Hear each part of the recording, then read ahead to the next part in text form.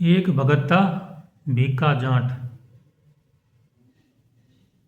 सांवलिया सेठ भगवान का भगत था।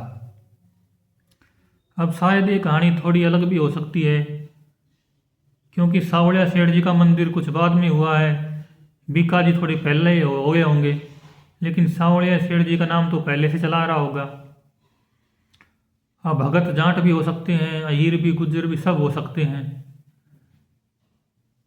तुलसीदास जी ने कहा है, जाट भजो गुजर भजो चाहे भजो अहीर, तुलसी हरि के भजन में सब जातन को सीर।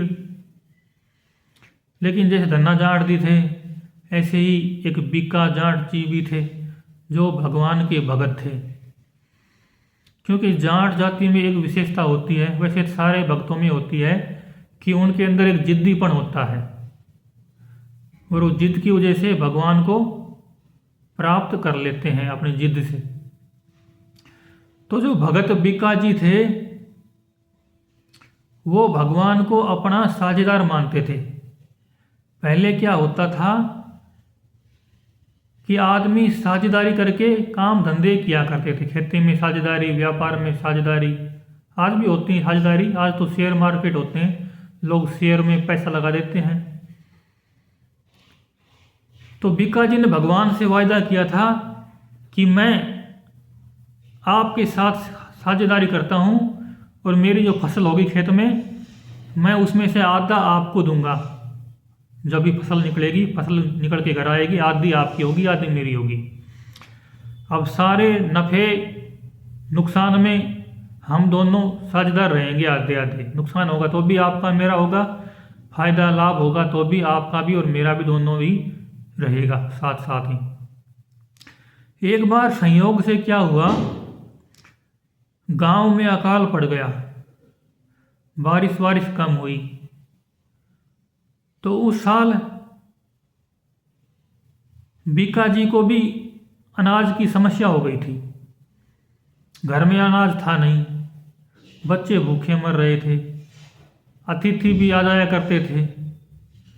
भक्तों का मन होता है कि सबको भगवान का रूप मान के सेवा करनी चाहिए।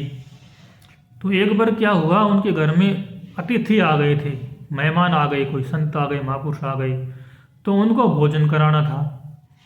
जब भोजन कराना था तो घर में अनाज नहीं था।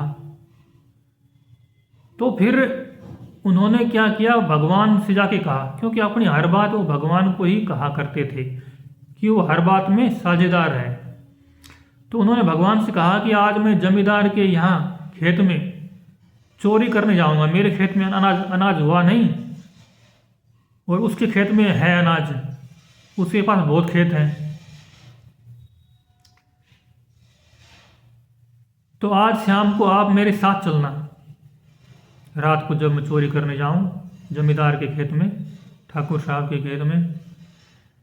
फिर रात हुई और बीका जी चोरी करने के लिए चले गए। जब वो चोरी करने गए तो उनके साथ एक बालक भी आ गया।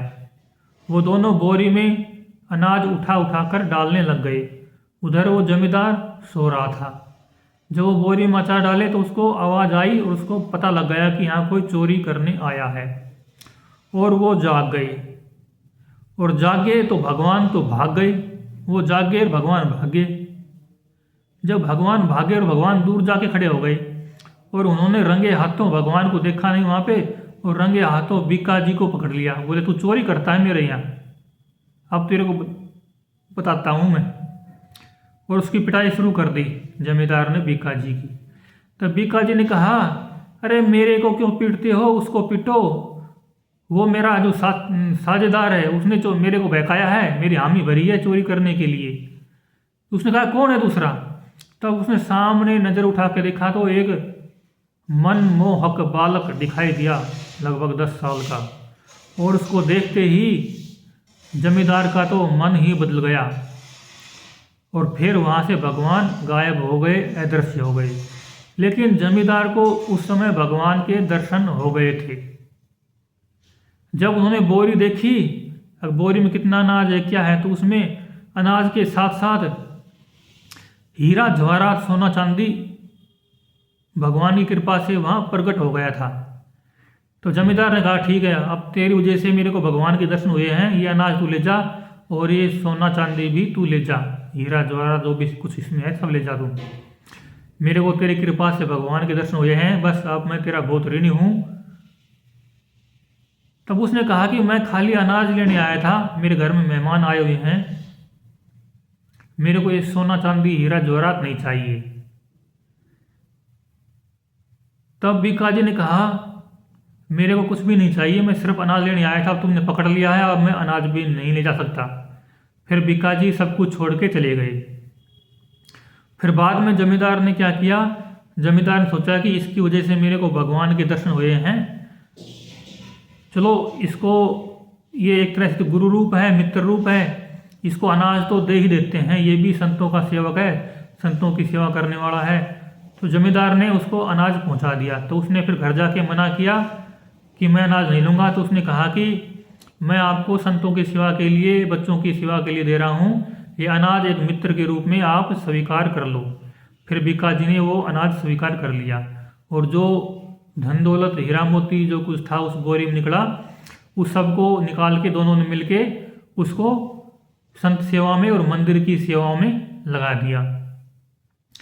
ये घटना तो हो गई। फिर बाद में एक बार क्या हुआ, किसी और साल में एक बार बीकाजी के खेत में अच्छी फसल हुई, लेकिन पिछले साल का किसी सेठ जी के कर्जा लिया हुआ था, सेठ जी से जब कर्जा लिया हुआ था, फसल अच्छी हुई थी की बार, तो एक तरफ तो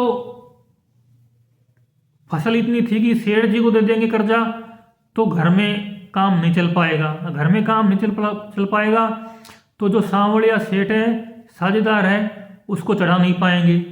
तो तीनों का हिसाब होना मुश्किल था।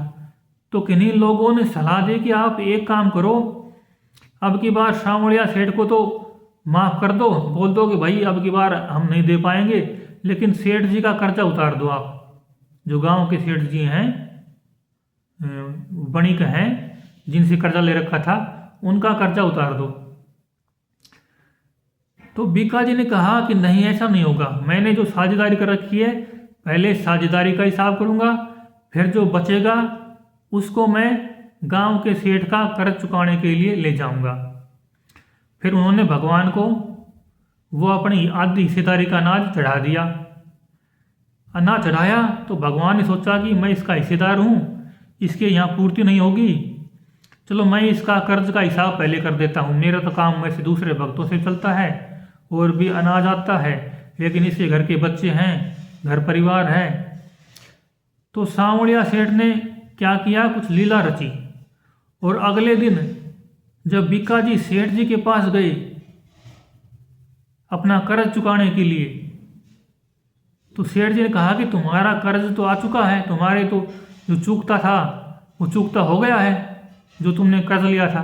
बोल कैसे हो गया है, पूछा बीकाजी ने। उन्होंने कहा कि एक सेठ आया था और वो बोल के गया है कि मैं बीकाजी की तरफ से आपको उनका कर्ज चुकाता हूँ। तब बीकाजी ने पूछा सेठ कौन आ गया, मेरा कर्ज कौन सेठ चुकाने क्यों आया, कौन था, कैसा था। तब उस सेठ ने कहा एक सांवड़ा सा सेठ था, पगड़ी में मोरपंखी थी, वो चुका के गया है, और देख लो आपके साइन भी मैंने कर रखे हैं, चुकता भी कर रखा है मैंने। तब बीकाजी को विश्वास हुआ कि जो हमारा साझेदार है वो सदा ही हमारी सहायता करता है, हमारे बारे में कितनी सोचता है। फिर ये घटना भी हो गई। फिर एक बार और क्या हुआ, एक बार की बात है जब बीकाजी बीमार पड़ गई और मंदिर नहीं जा पा रहे थे, बीमार थे, मंदिर जा नहीं पा रहे थे, कई दिन हो गए थे मंदिर में भगवान के दर्शन किए हुए। तब बीकाजी ने प्रार्थना करी, भगवान अब मैं तेरे मंदिर में जा नहीं सकता, तेरे दर्शन कर नहीं सकता, हम और आप साझेदार हैं और साझेदार ही साझेदार के काम आता है, तो आप अब आपके दर्शन कैसे करें, हम आपके पास दर्शन करने नहीं जा सकते, तो आप तो हमें दर्शन देने आ सकते हो। फिर एक दिन शाम को क्या हुआ, एक वैद्य जी आए और उनको दवाई दी और दवाई देकर चले गए। बीका जी ये पूछ भी नहीं पाएगा आप अनजान हो, कैसे आए, किसने बताया बीमार हूँ। और लेकिन वो दवाई दे के चले गए, और दवाई दे के गए, और बीका जी ने देखा, दवाई ली, और दवाई लेते ही वो तुरंत एकदम ठीक हो गए। एकदम ठीक हुई तो उनको आश्चर्य हुआ कि ये कैसी दवाई है, मैं इतने दिन से बीमार था, एकदम से ही सुधार हो गया, एकदम से ठीक हो गया। फिर अगले दिन ठीक होने के बाद वो भगवान के दर्शन करने के लिए उनके मंदिर में गए। जब उनके मंदिर में गए तो उन्होंने महसूस किया कि कल जो डॉक्टर वैद्य आया था दवाई देने के लिए, उसके कपड़ों से जो खुशबू आ रही है वही खुशबू भगवान की मूर्ति से आ रही है। तब उनको पता लगा, अरे भगवान ही मैंने भगवान को बुलाया था कि हम आपके दर्शन करने नहीं जा सकते, तो आप ही हमें दर्शन देने आ जाओ। तब भगवान दर्शन भी देने आए और दवा भी देने आए और रोग भी कट गया। तो इस तरह बीका भगत जी जो थे उनकी भी भगवान में अटूट अखंड निष्ठा थी। धन्ना जाट तो थे ही, अब ये बीका जी भी जाट थे। अब जो भी हो, जाट हो हीर हो, हर मनुष्य ही भगवान का भगत हो सकता है। सभी होते हैं, सभी जातियों में भगत हुए हैं, ऐसा नहीं है किसी एक खास जाति में हुए हैं। लेकिन हर भगत का अपना अपना अलग अलग तरीका होता है भगवान को मानने का, समझने का, उसकी भक्ति करने का। कोई सगुण भक्ति करते हैं, कोई निर्गुण भक्ति करते हैं, कोई भक्ति नहीं करते, सिर्फ अपने मन को ही साफ करते हैं। कोई भक्ति के द्वारा अपने मन को साफ करते हैं, कोई ज्ञान के द्वारा अपने मन को साफ करते हैं। अब कोई कैसे भी ही मन को साफ करो, जब मन साफ हो जाता है तो मन ही परमात्मा का रूप हो जाता है। जैसे कबीर साहब ने कहा है ना कि मेरो मन सुमरे राम को, मेरे मन राम ही आई। जब मन राम ही हो रहा तो शीश नवाऊं काहीं। कि जब भक्त भगवान की भक्ति करते करते भक्ति में इतना लीन हो जाता है कि वो खुद ही परमात्मा का स्वरूप हो जाता है, तब उसे लगता है कि मेरे में और परमात्मा में कोई भेद ही नहीं है। जब भेद ही नहीं है तो मैं किसको शीश नवाऊं। जैसे कि एक बार हनुमान जी और राम जी की चर्चा हो रही थी, तो राम जी हनुमान जी से पूछे कि आप बताओ, आप मेरे को किस रूप में देखते हो। तब हनुमान जी बोले, जब मैं आपकी सेवा में होता हूँ तो आप मेरे मालिक होते हो, मैं आपका सेवक होता हूँ। लेकिन जब मैं ध्यान साधना में डूब जाता हूँ तब मैं भूल जाता हूँ आप कौन हो, मैं कौन हूँ। मैं और आप एक रूप, एक आत्मा, एक तत्व ही हो जाते हैं। तो भक्त की अवस्था जब बढ़ती है तो वो परमात्मा के साथ एकाकार हो जाता है, परमात्मा का ही रूप हो जाता है। यह भारतीय दर्शन की, भारतीय भक्ति की विशेषता है कि भक्त शुरुआत तो करता है एक इंसान के रूप में, लेकिन उसकी पूर्णता हो जाती है भगवान के रूप में।